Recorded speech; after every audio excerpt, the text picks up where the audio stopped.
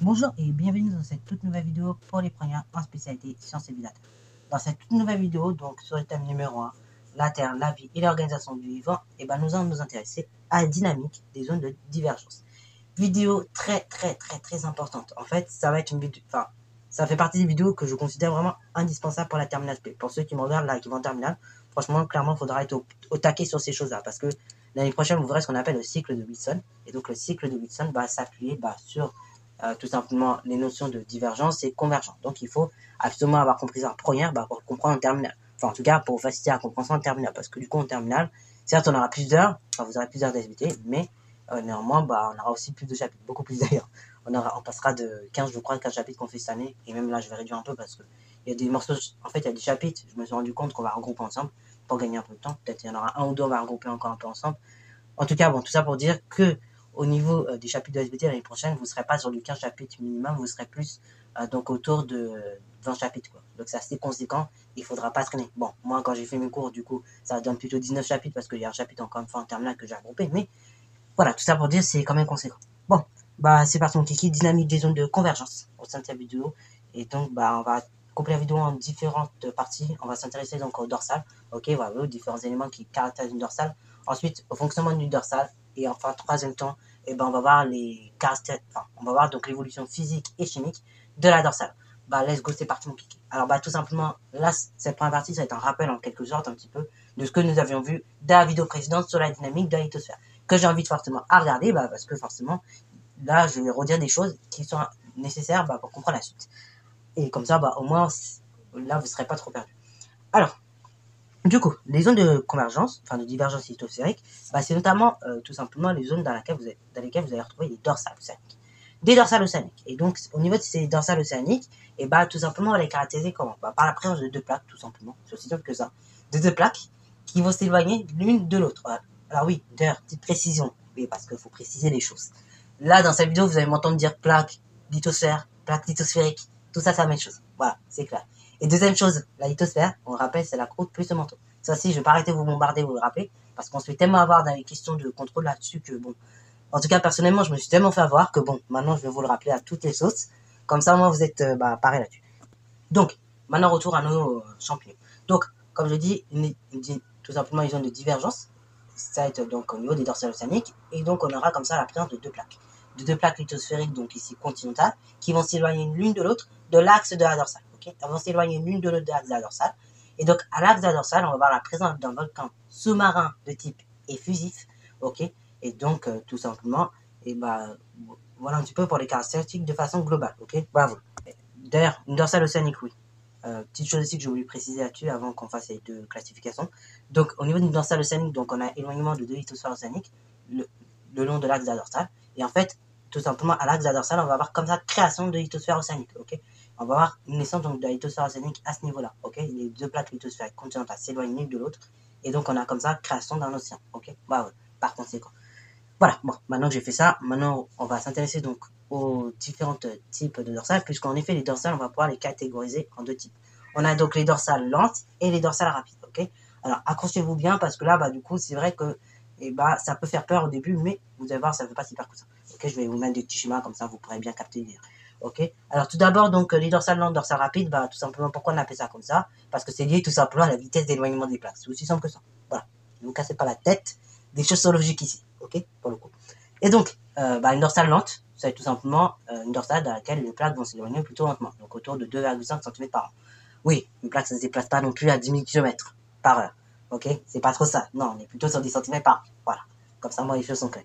Donc, c'est assez faible, mais tout de même assez conséquent pour sur la planète, ok, puisqu'on peut, au fur et à mesure des années donc, géologiques, ok, sur l'échelle des temps géologiques, constater les changements, ok. Bon, cependant, donc, comme je vous l'ai dit, on a les dorsales lentes, donc autour de 2,5 cm par an, donc ça c'est la vitesse d'éloignement. Et pour les dorsales rapides, donc on sera autour de 12,5 cm par an. Ok, bravo. Ça, c'est la première des choses. Deuxième des choses, donc ça va être au niveau de la composition. Alors là, je vais vous mettre des schémas parce que sinon vous n'avez rien capté à ce que je vais dire. Et au moins, avec un schéma, ça sera beaucoup plus clair à suivre. Donc pour les dorsales lentes, la composition, elle va être un petit peu particulière. Ok, tandis que pour une dorsale rapide, sa composition va être très classique puisqu'elle va suivre la composition d'une lithosphère océanique. Alors oui, attention, je répète encore une fois pour que vous compreniez bien, la lithosphère c'est la croûte plus le manteau. Ok, donc du coup, Voilà, faudra bien capter. Enfin, je redis parce que là, du coup, ça va permettre de bien capter les choses. En effet, puisque dans la lithosphère océanique, on va retrouver donc, pour la dorsale rapide, hein, donc la structure classique, basate en coussin, basate en filon, gabbro et péridotite, ok. Bravo. Péridotite, puisque ici on a le menton en plus, ok. Et basate en coussin, basate en filon et tout simplement gabbro, ça c'est la structure juste de la côte, ok. Et si vous ajoutez à ça la péridotite, bah, on est en présence d'une lithosphère, ok. Et donc d'une dorsale rapide également.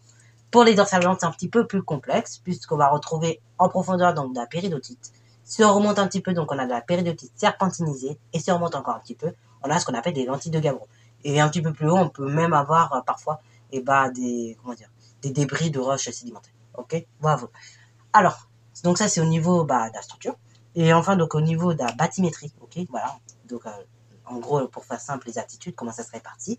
Et pour une dorsale lente, on va avoir la présence de pentes fortes et irrégulières, avec tout simplement un fossé axial, ok, un fossé, voilà. Donc on appelle cela aussi un rift, si je ne dis pas de bêtises, ok, bravo.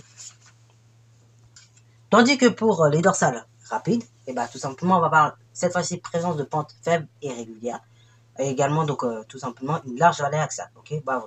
Tandis que précédemment, on avait un fossé axial. Et on aura même ici un dôme, ok, bravo. Un dôme, comme vous pourrez constater sur le schéma, juste à votre droite pour la dorsale rapide, pour la dorsale lente, et juste à gauche pour la dorsale rapide, ok, bravo. Bon, voilà, donc là, pareil, là, vous verrez le dôme, du coup, c'est la dorsale tout simplement rapide, et puis là, vous verrez pas de dôme, c'est la dorsale lente, ok, donc mettre à gauche ou à droite, ce sera à voir, ok, ce sera écrit dessus normalement. Alors, ça, c'est pour tout simplement les différentes caractéristiques de ces zones-là. Maintenant, on va rentrer un peu plus en détail dans leur fonctionnement, ok, alors là, le fonctionnement va être ultra détaillé pour les dorsales lentes, rapides. Pour les dorsales lentes, on va détailler, mais très rapidement, parce que c'est pas trop, enfin, c'est une notion, en fait, c'est un peu bizarre à vous expliquer, c'est une notion qu'on programme sans être en programme, c'est-à-dire qu'on la détaille, mais pas beaucoup. Alors, oui, d'ailleurs, pour ceux qui se poseraient la question, tout simplement, la notion dorsale lente, dorsale rapide a pu être mise en évidence que très récemment.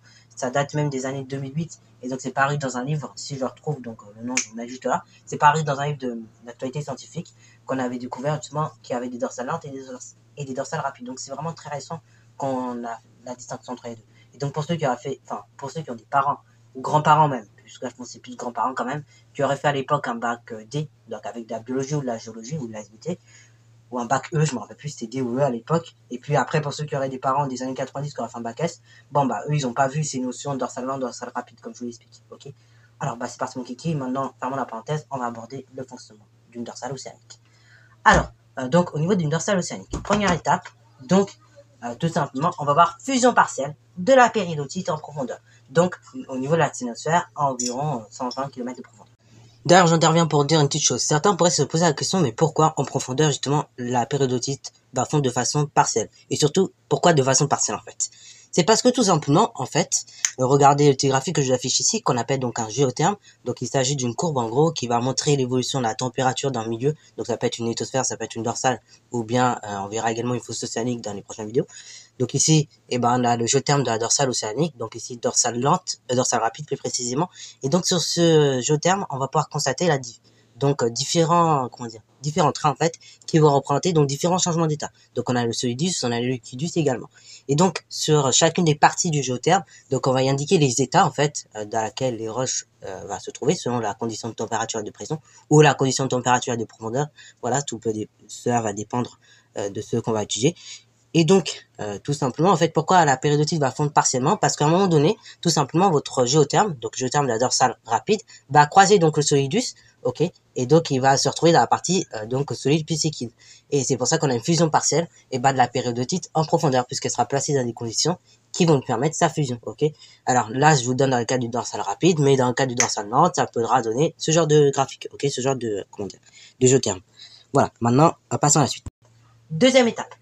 Donc, on a la péridotite qui fond partiellement, et donc elle va remonter donc le long donc verticalement de la sténosphère, pour arriver au niveau donc de la limite de la sténosphère, tout simplement manteau, ok, pour tout simplement former comme ça, ce qu'on appelle une chambre magmatique, ok. La chambre magmatique est formée, et donc tout simplement, on va voir présent, donc à ce moment-là, le magma va se construire, ok.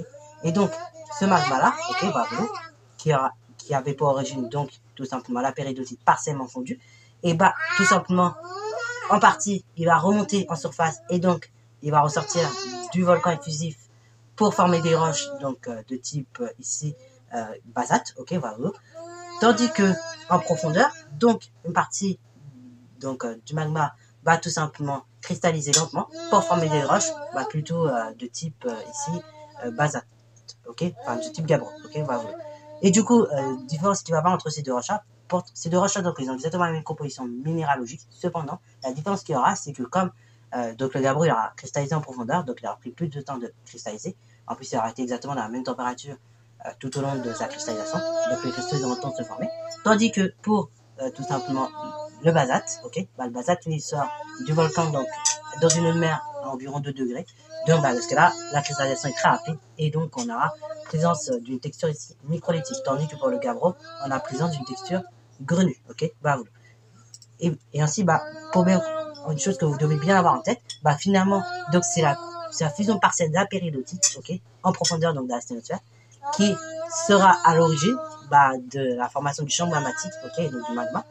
Et donc ce magma, il sera à l'origine de ces deux types de roches, ok, basalte et gabbro, dans le cas d'une zone tout simplement de divergence, ok, donc dans le cas d'une dorsale océanique.